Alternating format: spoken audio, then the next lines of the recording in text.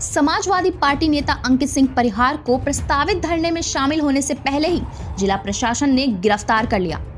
HPS TV से बात करते हुए अंकित सिंह परिहार ने बताया कि जब से समाजवादी पार्टी और उनके नेता कार्यकर्ता किसानों की आवाज उठाने का काम कर रहे हैं, तब से योगी सरकार और उनका प्रशासन उन्हें नजरबंद और गिरफ्तार करने पर तुला हुआ है।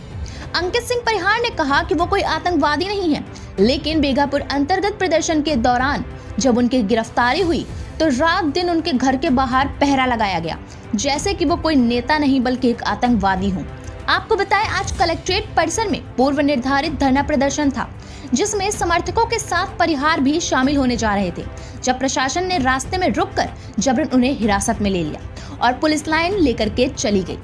अंकित सिंह परिहार का इस पर गुस्सा फूटा और उन्होंने इसे दमनकारी नीति और किसान बिल को काला कानून बताया।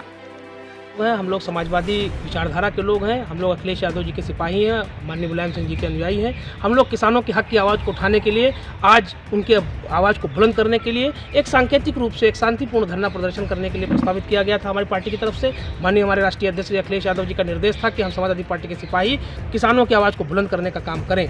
लेकिन मुझे कहने में बड़ा ये अफसोस है कि इस प्रदेश की सरकार लोकतंत्र पर विश्वास नहीं रखती और लोकतांत्रिक तरीके से अपने विरोध की आवाज़ को बुलंद करने वाले लोगों के खिलाफ बहुत कुत्सित मानसिकता के तहत उनकी आवाज़ को दबाने का काम करती है। इसके तहत पिछले 2 दिनों से मुझे मेरे घर में कैद करके रखा गया, मेरे घर में मुझे नज़रबंद करके रखा गया और आज जैसे ही मैं अपने घर से निकलकर आंदोलन स्थल पर, धरना स्थल पर जाने का काम कर रहा था अपने साथियों के साथ, तो इस जिले की पुलिस प्रशासन ने स्वाट टीम लगाकर वहाँ से मुझे जबरन गिरफ्तार किया और लाकर पुलिस लाइन में बैठाया हुआ है। और इस प्रदेश की सरकार ने इस जनपद के किसानों की आवाज़ को बुलंद करने से मुझे रोकने का प्रयास किया, लेकिन वो इस बात को जान लें कि इस प्रदेश की जनता, इस प्रदेश का किसान जागरूक हो चुका है और समाजवादी पार्टी उनकी आवाज़ को बुलंद करने का काम हर स्तर पर हमेशा करती रहेगी। किसानों के आंदोलन का 18वां दिन है, अभी तक कोई हल निकल पाया है और ना ही कोई बड़ा नेता अब तक उनसे मिलने गया है। लेकिन सरकार की मंशा नहीं हल निकालने की। सरकार को लगता है कि आंदोलन हम तोड़ देंगे। सरकार को लगता है कि जैसे हम आंदोलनों को, हमारे तानाशाही तरीके से हम आंदोलनों को दबाते रहे, विरोध की आवाज़ को हम कुचलते रहे, वैसे इस बार इस आंदोलन को भी कुचलने का काम करेंगे। लेकिन सरकार की बहुत बड़ी भूल है।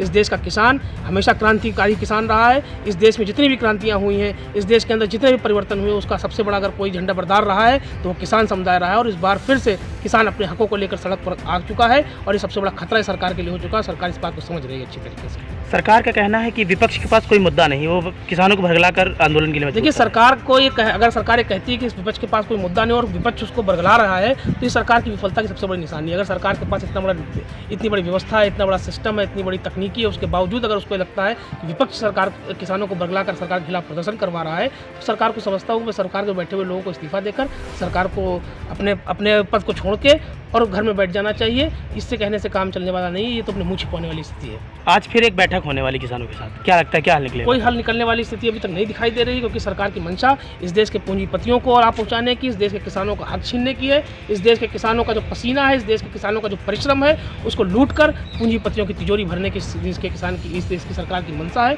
और वो मैं समझता हूँ कि वो मंशा अपनी जो है किसी भी तरह से पूरे करना चाहते हैं, इसलिए कोई हल निकलने की स्थिति नहीं बन पा रही। जहाँ देश का अन्नदाता आंदोलन पे है, दिल्ली बॉर्डर पे जो है आंदोलन कर रहा है, वहीं देश के प्रधानमंत्री बनारस जाकर एक सांस्कृतिक कार्यक्रम में हिस्सा लेते हैं, क्या कहेंगे? देखिए, इस प्रदेश के इस देश की जो सरकार का मुखिया है, मैं समझता हूँ कि उससे बड़ा बेशर्म नेता पूरे विश्व में दूसरा कोई नहीं हो सकता।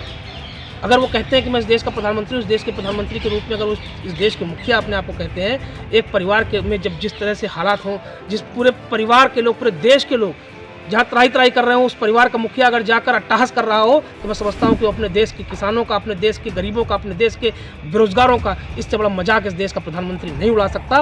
मैं समझता हूँ कि प्रधानमंत्री को अपने ऊपर सोचने की, विचार करने की आवश्यकता है। और अगर विचार नहीं कर सकते हैं तो आने वाले समय में इस देश की जनता जागरूकता के साथ उनको उनके सही ठिकाने में पहुँचाने का काम करें। जिस बिल को लेकर के किसान आंदोलन कर रहे हैं, विपक्षी पार्टियाँ भी धरने पर रोडों पर हैं, तो केंद्र सरकार लगातार ये कह रही है कि वो तो किसानों के हित में है, फिर प्रदर्शन क्यों?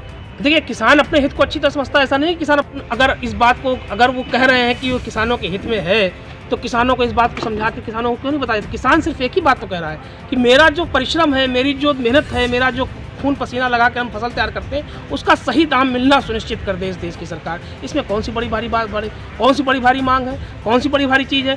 आपने इस बात को गोलमोल करके ये एक तरीका निकाल दिया है कि इस देश के किसानों का परिश्रम जो है वो उसकी फसल के रूप में इस देश के पूंजीपति लूट लें और उसकी ज़मीनों पर इस देश के पूंजीपति कब्जा कर लें। ये रास्ता निकालने का काम सरकार कर रही है और इसीलिए इस देश के किसान अपने हक को लड़ने के लिए सरकार के सामने छाती खोलकर खड़े हुए हैं।